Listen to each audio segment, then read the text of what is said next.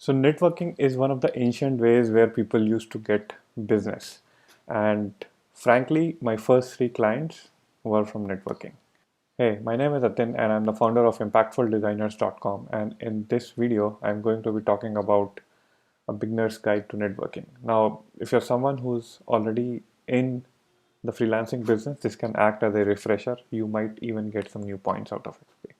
Let's begin. So let's start by defining what actually is networking. Okay. So as per Investopedia, networking is the exchange of information and ideas amongst people with common professional or special interest, usually in an informal or social setting. Now, making cutting all of this paragraph into one liner, it is basically connecting with people. Okay. Of course, I've read connection with people, but it is connecting with people. And how do you connect with people? You just So it's a conversation, right? You just talk to people.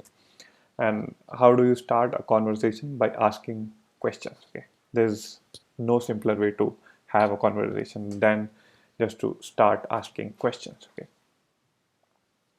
so with that being out of the park, if you are if you want to start to network, there are certain prerequisites that you must have.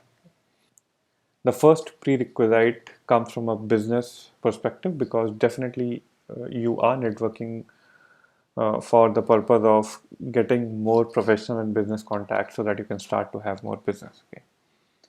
The first thing is you need to be clear on your target market. If you're not clear on your target market, then you will start networking with people who really do not fit your business needs, as in you'll really not see the effect of your networking that much. Okay. Second is you should be clear on what is the benefit that you're trying to give your target market.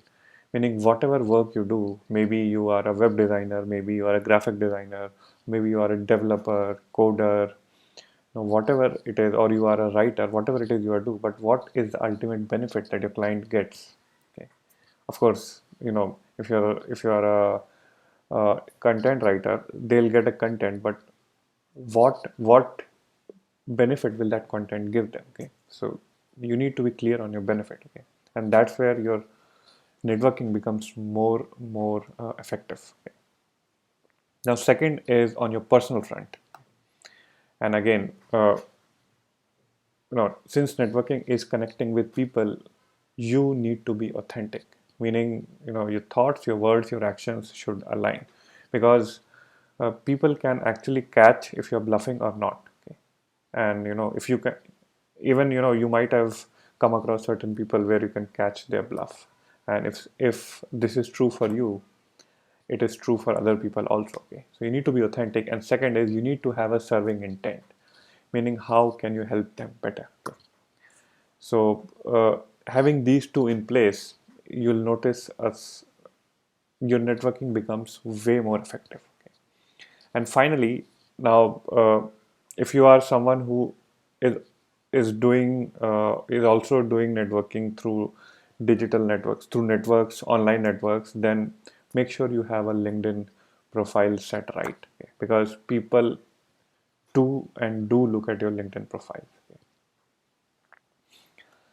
So, having said these prerequisites, why should you do networking? What are the benefits of networking? So the first benefit of networking is it keeps you connected, and more than connected, it keeps you updated on some of the latest trends that might be going in your domain. Because as you're connected, you talk to people, and if people start asking about your domain, you need to be updated with it. So it keeps you updated. Second, it provides you with new ideas, and this happens when you start talking to your clients or someone who you are networking to, and when they talk about their businesses or their domains, you might get new influx of ideas which can be helpful for your business. Third, keeps you in their mind, and you might have heard of this statement: out of sight, out of mind. Okay, so it keeps you in their sight, consequently it keeps you in their mind. Okay, and what it leads to is that if they have, in need of someone, who, if they have need of some expert, and you are that expert in the domain and you are connected with them, they'll reach out to you first. Okay. Fourth benefit, you have someone to go to and ask out for help. Again, so networking works both ways. Okay, so if you're stuck, if you need any help, you have your network to reach out to, and you're damn sure you'll get a professional help. Benefit number five, and again, this is the ultimate benefit, which is it enables you to get clients. Okay. Number six, it makes you influential and known. Your authority rises up. Okay. And the more you network, the more you get known amongst your circle. And it's a statement which I've read, and even some of my mentors say that your network is your net worth. Benefit number seven, you have more business opportunities. Okay. Meaning you'll get new ideas, and then you can work on different business opportunities. Eighth, you have more collaboration opportunities. Meaning if you really want to do something in another area, and you see that that certain people you are networked to are in those areas, you can collaborate and work on that direction also. Otherwise, if you have a requirement wherein that project or that requirement requires two experts, one is you and the other is someone you are connected to, you can rope them in and do a collaboration, and it works both ways. Okay. So for example, a designer developer collaboration, writer marketer collaboration, again, so that works. Ninth, you have team building opportunities. So networking also allows you to build a team of like-minded people. Okay. So these are the core benefits of why you should do networking. Okay. And if this does not convince you, I'm not sure what will. So having been said about the benefits, where can you actually start to network? Okay. And again, here are 8 such places, areas where you can actually start to network. Okay. So first is definitely your college alumni network. Okay. And you'll be really surprised. Your alumni network might be there might be people who are in some people who are in the same domain as you and are in much better positions. Okay. So yeah, first is your college alumni network, given that you are not the first batch of your college. Even if you are, and you can also connect with juniors. Second is your colleagues. Okay, so by colleagues I mean people you work with, could be your professional colleagues. Okay, and again, you never know, a collaboration or opportunity might come up with them. Third, your previous clients. Definitely you should be connected to your previous clients, because you have worked with your previous clients. They know your work better, given that you have provided value to them. So you should be connected to your previous clients, because the barrier to entry is limited. Fourth is seminars, webinars, events in your domain or your related domains. These are good places to network. Fifth is BNI, your local chapter business network, individuals, and your area might have a BNI organization. Okay, so it's a good place to network. Sixth, Facebook and LinkedIn groups where your target market hangs out. Okay, so if you're targeting business coaches, or if you're targeting real estate agents, or if you're targeting CEOs, CTOs, or fintech guys, so search for those groups, okay, and join. Seventh is freelance networks. So again, freelance networks can be two types. So first is competitors, meaning if you are a designer, then you can join designers freelance network. So again, they keep on posting various opportunities there. You can connect with different designers. You can work on collaboration opportunities. Second is complementary service providers network. Example, if you are someone who's a designer, you can join a developer network. So you both can work on a project which requires development as well as design. So yeah. Eighth, shared offices. Now, if you if you work in a shared office, if you have a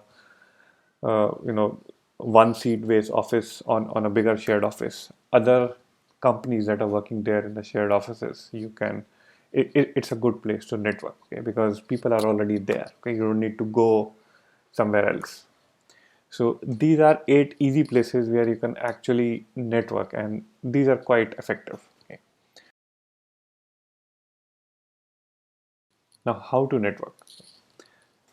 So again, there are 5 simple ways or steps of how you can start networking. So first is you need to fix your schedule, okay, and especially if you're talking to people over phone, you need to fix your schedule, because if you don't manage your time, especially on networking, you know, you'll really lose sight of it and you'll really find it overwhelming, okay. So first is you definitely need to fix a schedule or certain time where you devote it to networking itself. It's just like another project that you're taking upon. Then you join your related domain Facebook and LinkedIn groups. Now, once you join them, don't start promoting, okay. Start helping them out by by answering genuine questions which you feel you can answer to without promoting yourselves, because often in those groups people ask questions, people you might find that people get stuck in certain places, okay, and rather than you pitching directly, try and answer them, because what happens is that ways you'll give value first, and it'll add that element of trust and genuinity to you, okay. So again, this also helps you generate more serving intent, okay? So try answering questions without even promoting anything, okay. Then reach out to previous clients, okay, and just say hi, okay. So you don't need to again pitch your services. You can just say hi and talk about what is it that they are stuck in, or if they're facing any other problems, or if, let's say, if you have come up with another free resource which can be of help with your clients, just reach out to them, okay, and just give them that free resource. Again, so that's just a way to stay connected, okay? Just keep the conversation going. Next, do some volunteer work. And again, no, here's where things can start to get tricky. Okay, so by volunteer work, I definitely mean free work, but don't uh, overburden yourself with free work. As in, choose something which is very small, and you can, in your, maybe in your social media groups or networks, you can actually help out with a person with certain minimal amount of free work, and again that builds up your network, that adds up your reputation. Then finally, okay, attend events, okay. So figure out, fix a number of events in a month that you plan to attend, and again, don't go attending every event. So join events that are maybe in your same domain, or join events that your target market, where your target markets hang out, okay? And these are good places to network, but make sure you need to join those events. Now, till now, you now know what are the prerequisites of what you should have before even you start to network. Then why should you network? Where are the places you can actually network, and how you can start to network, okay. Finally, a piece of caution, okay. Actually, 3 pieces of caution. You should always keep these things in mind when you are networking, or when you're actually, especially when you're talking to people. First is you need to be present there at 100%. Now, by being present there 100% does not mean only being present physically or virtually. Mentally also you should be present, meaning you should not be thinking about, oh, where should I go on vacation next month, or what should I have for dinner next week, or which place should I check out on my next outing. Should be present 100% because people can see and feel if you're present there or not. Okay. Second, it's not about you. Okay. It's about them. So, don't make the conversations about you, make it about them. Okay. And finally, don't expect immediate results. Don't expect that then and there you'll land clients. It does not work that way. Okay. It's a long-term game. So consider consider it as a seed that you have planted. Okay, you'll not see the fruits suddenly. You need to let the roots take stronger hold, and then you can start to see good fruits. Okay, so again, keep these three caution in mind, which is be present 100%. It's not about you but about them, meaning how can you help them better, and don't expect immediate results. Great. So this is how you can start to actually network even if you have not started networking yet. And believe me, my first three clients were from networking. Okay. And I would not be surprised if almost 70-80% of the people's first clients were through their networks or referrals. Okay. So yeah, this was a basic beginner's guide to networking.